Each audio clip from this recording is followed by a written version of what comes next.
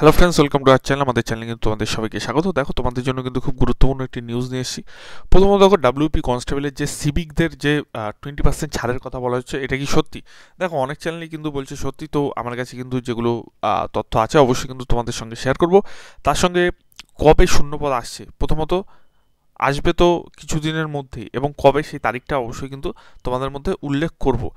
আর একটাই কথা বলছি, আর কিছু কিন্তু সময়, তারপরে কিন্তু তোমাদের ভ্যাকেন্সি বেরিয়ে যাবে। অর্থাৎ এতদিন ওয়েট করেছো সেই 2023 সাল থেকে, লাস্ট ভ্যাকেন্সি কিন্তু 2021 সালে এসেছিল, তারপর কিন্তু টোটাল কোনো ভ্যাকেন্সি আসেনি। এবং কবে ভ্যাকেন্সিটা আসছে অবশ্যই কিন্তু জানাচ্ছি, এবং খুশির নিউজ কিন্তু অবশ্যই উঠে আসছে।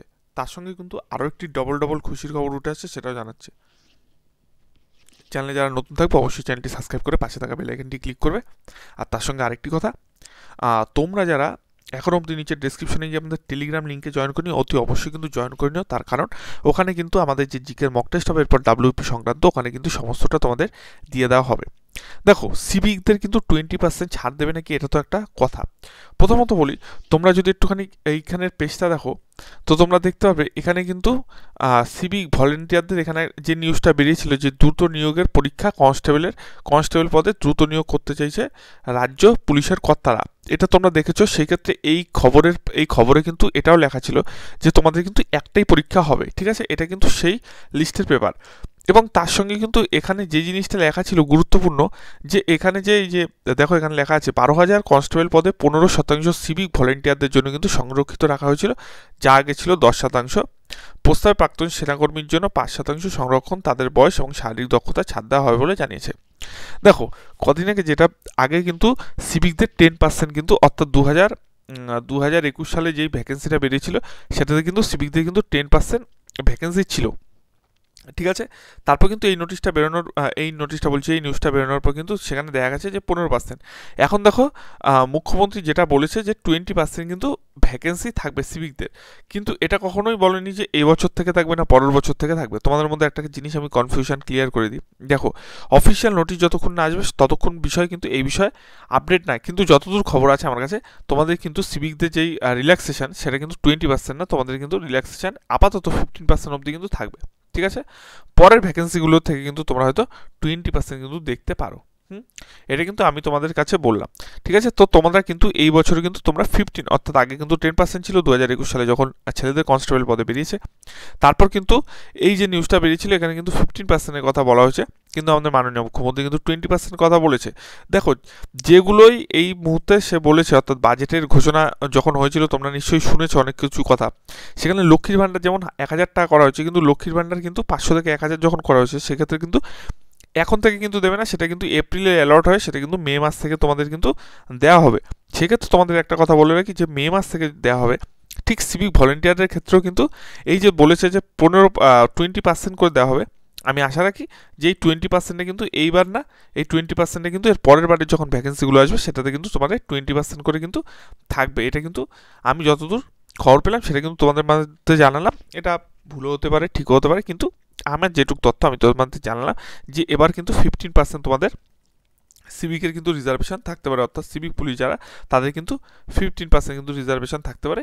এর পরের বারে যে ভ্যাকেন্সিগুলো আসবে সেগুলো থেকে কিন্তু 20% থাকতে পারে।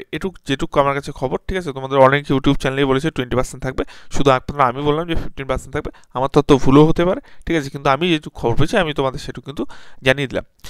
তো যাই হোক, এইটুকু কিন্তু নিউজ আমি তোমাদের পক্ষে দিলাম। এবার দেখো, তোমাদের কিন্তু ভ্যাকেন্সি কবে আসবে। প্রথমত একটা কথা, দেখো, ভ্যাকেন্সি যেটুকু কিন্তু খবর পাচ্ছি, ভ্যাকেন্সি নিয়ে কিন্তু খুব গুরুত্বপূর্ণ তথ্য আছে।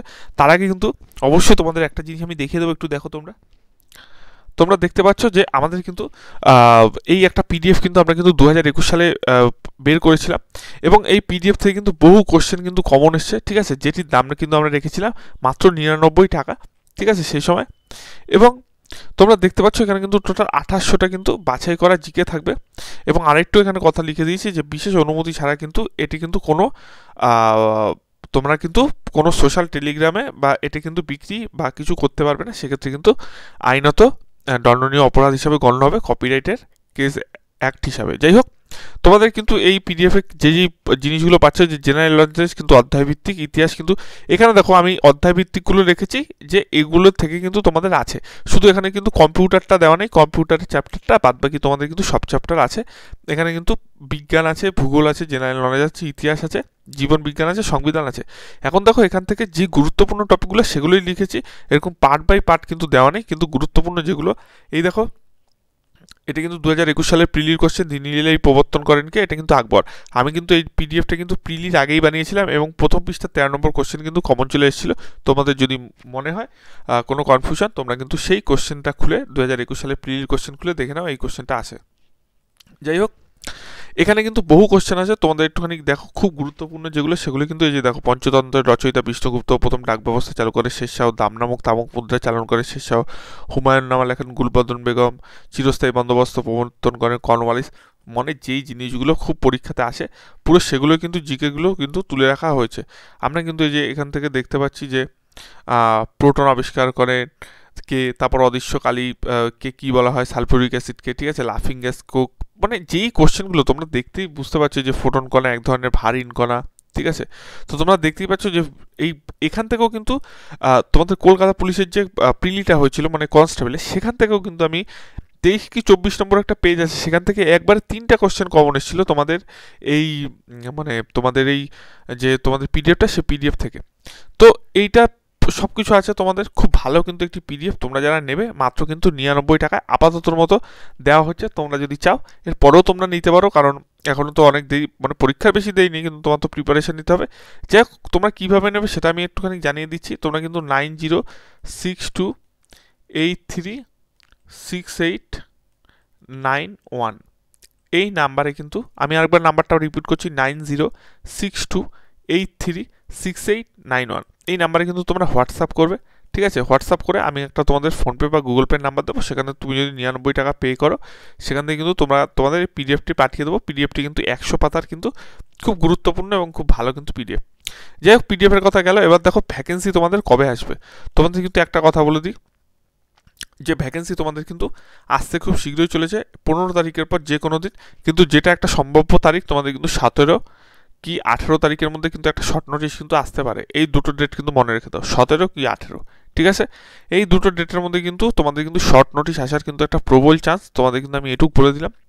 আবার ডেটটা আরেকবার মনে করে দিচ্ছি, তোমাদের কিন্তু 17 কি 18 এই দুটো ডেটের মধ্যে কিন্তু যে কোনো একটা ডেটে কিন্তু তোমাদের নোটিশটি চলে আসবে, শর্ট নোটিশটি আসার কিন্তু বহু চান্স আছে।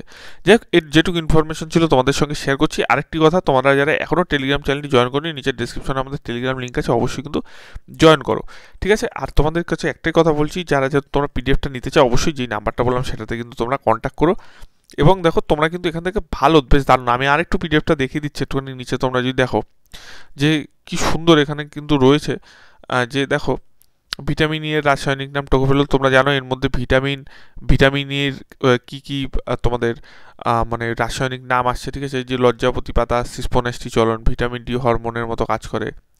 তো এই জিনিসগুলো কিন্তু ডাব্লিউবির যেই ওরিয়েন্টেড কোশ্চেন, ঠিক আছে, সেই কোশ্চেনের মতোই কিন্তু তোমাদের কিন্তু এরকম করা। দেখো তোমরা কোশ্চেন দেখলেই বুঝতে পারবে যে ঠিক কী ধরনের কোশ্চেন আমি তুলে এনেছি, এবং প্রত্যেকটা কিন্তু খুব সুন্দর সুন্দর কোশ্চেন, এবং তোমরা এটা দেখলেই বুঝতে পারবে। যাই হোক, তোমাদের এইটুকু আমি শেয়ার করলাম। ভিডিওটি ভালো লাগলে অবশ্যই বন্ধুদের মাঝে শেয়ার করো এবং চ্যানেলটি সাবস্ক্রাইব করো। ধন্যবাদ।